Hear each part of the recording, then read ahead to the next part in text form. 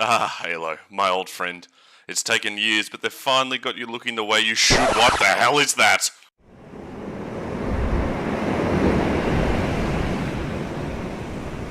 So I've been a fan of the Halo series since I was 10 years old. I have vivid memories of assault rifling my way through split screen with my childhood best mate across Halo 1 and 2 before entering into the world of online multiplayer with Halo 3 and beyond.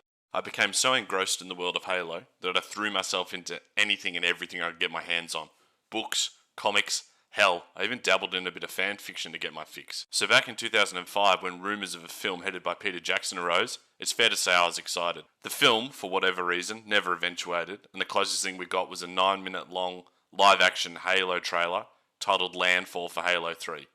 Which only made me want a Halo film even more. You can loosely see the remnants of what would have been the Halo movie in the film District 9, a 2009 sci-fi mockumentary directed by Neil Blomkamp. I say, mate, that sniper rifle of yours looks rather familiar. We had another peek into the Halo movie change rooms with Forward Unto Dawn in 2012. It was a limited web series that streamed prior to the launch of Halo 4. The fan reaction was mixed, but I enjoyed it. It was cool to see the Master Chief on the big screen for the first time, even if Steve Downes wasn't voicing him.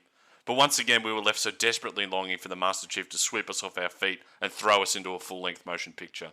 As time went by, I began to slowly accept that we were never going to get a Halo film. We had another web series in the lead up to Halo 5, Halo Nightfall, but I'd rather not smack talk about Spartan Locke. The man has suffered enough.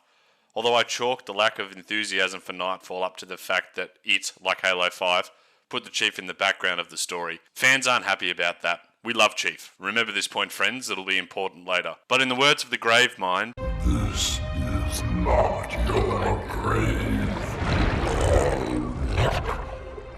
but you are welcome in it.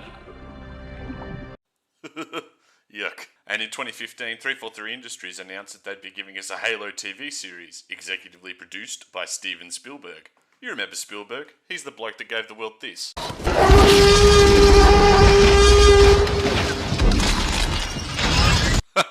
How can we go wrong? Well, we'll start by going wrong by announcing the show back in 2015 and then not mentioning it again for nearly 5 years.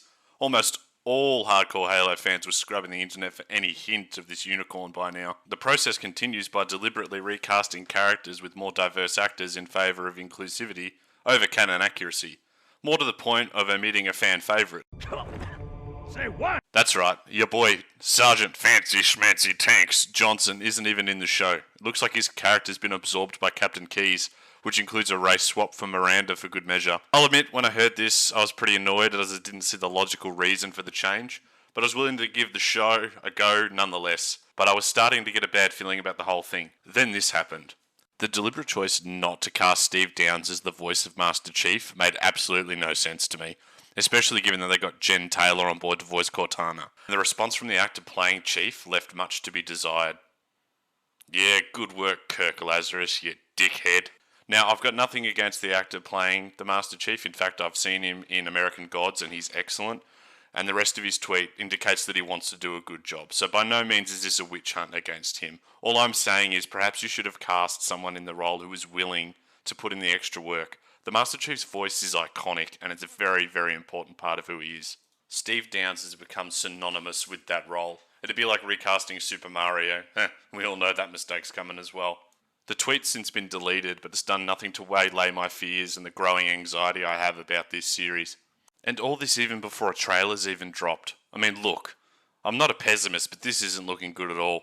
Then we got a teaser and the announcement came from Paramount Plus that the Halo TV series would be on a different timeline, separate from the games in order for the writers to tell their own story. Ugh. What the fuck are you doing, Paramount? Do you hate money? Fans have literally been waiting 2 decades to get their hands on this, and the writing team aren't confident enough to have a crack at the main canon?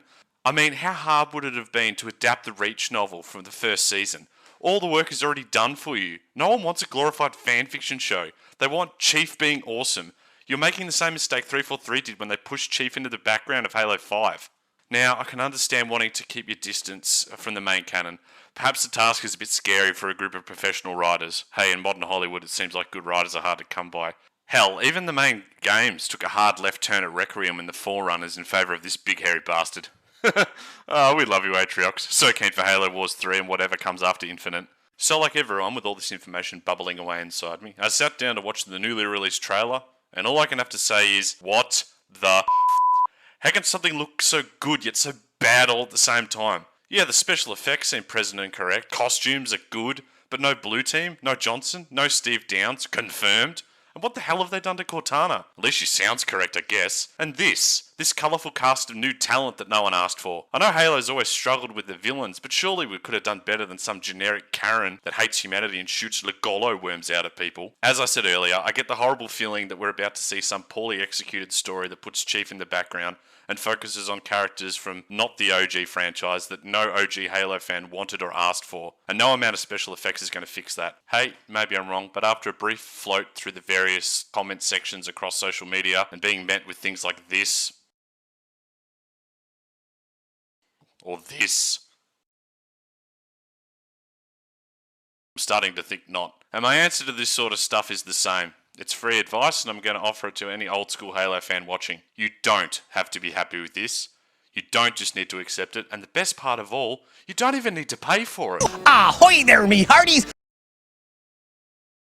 If this show isn't what you ordered, then don't watch it. Don't stream it. Don't pay for it. You deserve better anyway. I would suggest watching We Are ODST, Halo Landfall, and Deliver Hope. Again, or for the first time if you haven't checked them out already, because the creators of those trailers at least knew what their fans wanted in a live-action Halo show. Unlike others who shall remain nameless. But remember, I'm just a brainless lump drifting on the ocean currents. Hooroo.